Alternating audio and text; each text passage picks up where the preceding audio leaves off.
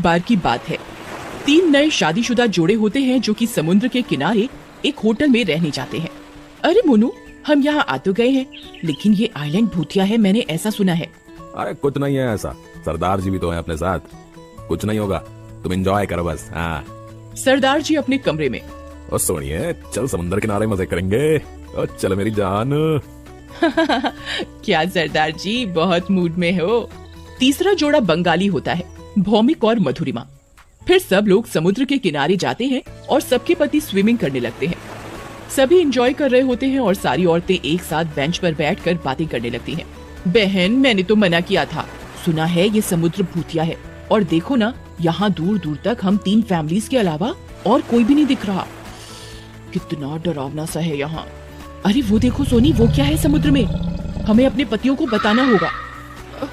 अरे ये तो कोई बहुत बड़ी सी भूतिया शार्क लगती है, चुड़ैल जैसा मुंह है इसका और शरीर मछली जैसा है। अरे सरदार जी पीछे देखो, कोई अजीब सी दानव शार्क है, आप लोगों की तरफ ही आ रही है, जल्दी से बाहर आओ।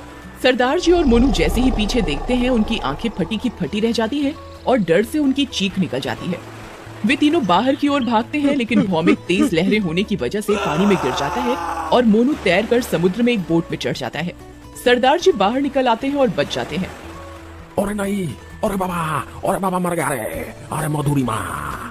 और भूतिया शार्क भौमिक के चीथड़े करके उसे खा जाती है। ये क्या हो गया, ये क्या हो गया। चुड़ैल शार्क उन्हें किनारे पर आकर बड़ी बड़ी और लाल लाल आंखों से घूर कर बोलती है, आओ अब आकर दिखाओ इस समुद्र के अंदर, हिम्मत है तो, ये मेरा समुद्र है, दिखता नहीं यहाँ तुम्हारे अलावा कोई नहीं है। क्योंकि मैंने सबको मार दिया, यहाँ कोई जोड़ा नहीं आएगा, जाओ यहाँ से जाओ। फिर वो चुड़ैल शार्क वहाँ से चली जाती है। अरे मोनू उस बोट पर चढ़ तो गया था, लेकिन दिख नहीं रहा, कहाँ गया। ओह गॉड। ओ बहन जी, तुसी हिम्मत रखो, मोनू वीर जी ठीक होंगे, पर ये था क्या, और मैं इन्हें छड़ूंगा नहीं। उधर मोनू जिस बोट पर चढ़ा होता है वो बहती हुई दूर चली जाती है और वो उसे स्टार्ट करने की कोशिश करता है, लेकिन वो स्टार्ट नहीं होती। तभी मोनू का फोन बजता है। हेलो हेलो हेलो हेलो कविता, हेलो। अजी आप कहाँ हो, बहुत मुश्किल से फोन लगा है आपका, आप ठीक हो ना।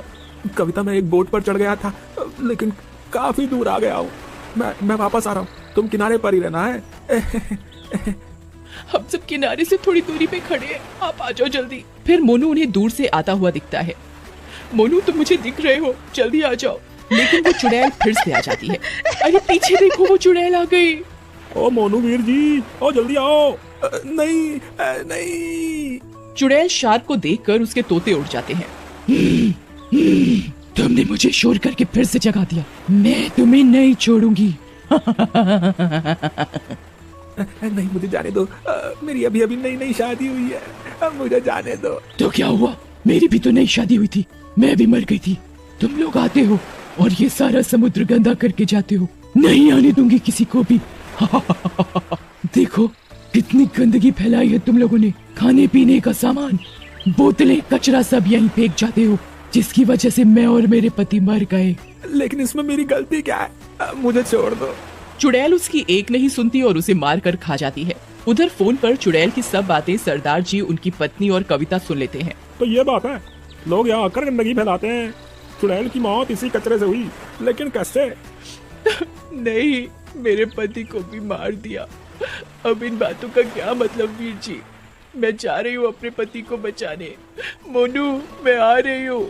कविता तुम चुप हो जाओ, धीरज रखो, अब क्या कर सकते हैं, होनी को कोई नहीं टाल सकता, हम हैं तुम्हारे साथ। वो नहीं सुनती और पानी में कूद जाती है। अरे ये क्या किया बहन जी तुसी, चलो जल्दी सोनी होटल चलो, हमें मदद लानी होगी।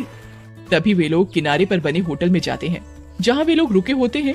उस होटल के मैनेजर से पूछते हैं, अरे मैनेजर साहब, ये जगह भूतिया हैगी और वो साढ़े दोस्तों मार रही है, आप जल्दी चलो। चुड़ैल कित्थों आई? नहीं, मैं नहीं जाऊंगा पानी में। हाँ, यहाँ बहुत पहले एक पति पत्नी आए थे हनीमून मनाने, उनका नाम रीमा और महेश था। एक दिन सबकी तरह वो लोग भी समुद्र में बोट लेकर घूमने गए थे और उनकी बोट डूब गई और वो दोनों मर गए। लड़के की लाश तो मिली पर रीमा की लाश नहीं मिली। सब कहते हैं ये चुड़ैल रीमा ही है। मुझे मरना नहीं है, मैं नहीं जाऊंगा। अब हमें सच का पता कैसे चलेगा? अरे यार, ये तो वो चुड़ैल ही बता सकती है, चलो उसी से पूछ लेते हैं। पागल हो गए हो क्या? मरना चाहते हो? वो तुम्हारी गर्लफ्रेंड है जो तुमसे अपने सुख दुख बांटेगी। अरे सोनिया, फिर की करें? ऐसे तो जो भी इस टापू पे आएगा वो उसे मार देगी ना यार। और कविता बहन जी भी तो समुद्र में कूद गई थी मोनू वीर जी नु बचाने वास्ते, उन्हें तो ढूंढने जाना ही पड़ेगा ना। वो तो चिंता न कर, मेरे पास एक तरकीब है। मैनेजर जी, आपके पास इनकी कोई फोटो वोटो है? हाँ, ये उनके सामान से निकली थी, उनकी शादी की फोटो है। बढ़िया, चल मेरे नाल, अब कुछ नहीं होगा। फिर वो दोनों समुद्र के किनारे जाते हैं। रात हो जाती है और समुद्र की लहरें बहुत ही तेज होने के कारण समुद्र बहुत डरावना लग रहा होता है। वे चुड़ैल को आवाज लगाते हैं, चुड़ैल जी, ओ चुड़ैल जी। चुड़ैल उनकी आवाज सुनकर गुस्से में आ जाती है। कौन है जिसे मेरा डर नहीं और इतनी हिम्मत है कि मुझे आवाज लगाकर बुला रहा है? वो उसके कान में कुछ कहता है। इतने में चुड़ैल गुस्से में उनके पास आ जाती है। ओ सोनी, मेरी बात ध्यान नाल सुन। तुम नहीं बचोगे, गंदगी फैलाने आए हो, बोलो, मैं तुम्हें भी मार डालूंगी। चुड़ैल जी, ये देखो, आपकी शादी का फोटो आपके पति के साथ। चुड़ैल उस फोटो को देखकर शांत हो जाती है और वो उसे देखने लगती है। ये मेरे पति हैं, मैं इन्हें बहुत प्यार करती थी। आप दोनों बहुत अच्छे लग रहे हो साथ में।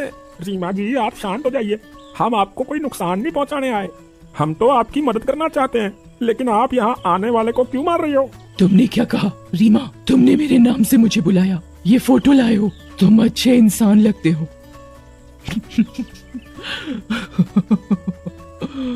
ये मेरे और मेरे पति की शादी की फोटो है। लेकिन आप यहाँ आने वाले लोगों को मार क्यों रही हो? सबको मार दूंगी। मैं और मेरे पति खुशी खुशी यहाँ घूमने आए थे और बोट लेकर समुद्र में घूमने निकले थे, लेकिन इस समुद्र में किसी ने जाल फेंका हुआ था जो हमारी बोट के नीचे की मशीन में फंस गया और जिसके कारण हमारी बोट डूब गई और हम दोनों मर गए। तब से मेरी आत्मा भटक रही है। मैंने एक शार्क के शरीर पर कब्जा कर लिया ताकि मैं यहाँ आने वालों को मार दूं और इस आइलैंड को गंदा होने से बचा सकूं।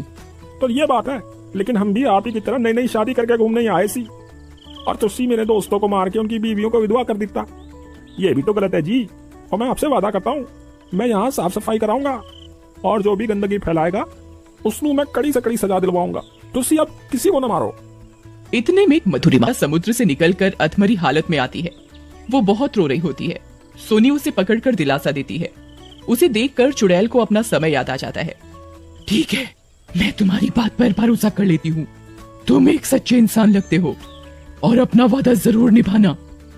इतना बोलकर वो चुड़ैल शार्क के शरीर को छोड़कर चली जाती है।